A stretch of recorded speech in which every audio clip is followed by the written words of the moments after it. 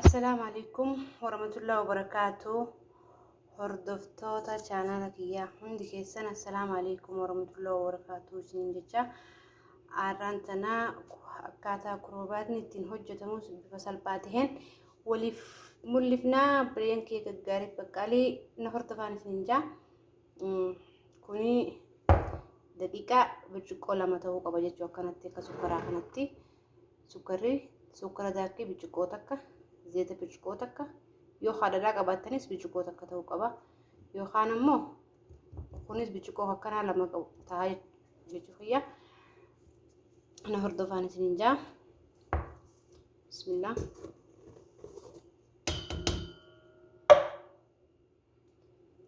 Malaqaa hin guuttaniin faniilaa nusa malaagaati. Kun immoo sukkara daakiiti birciqoo takka ta'uu qabaa jechuudha. San booda kana waliin dho'ina haala kanaan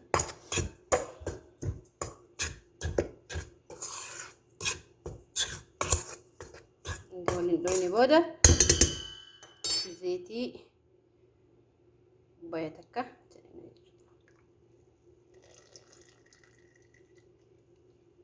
san booda gara maashinaa geessina na hordofaa. Isaan jechuudha. Maashinni uffuu amma sadi booda walitti deebina hordoftoota kiyyaa hordofaa. Wayitaajjifamee kana fakkaata. Isin galee amma hojjenneeti isin jechaana hordoftoota koo hordoffii gaarii isin jaa. Turtii gaarii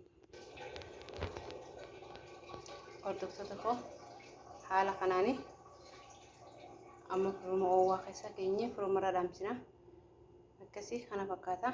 Akara irratti solii deebina.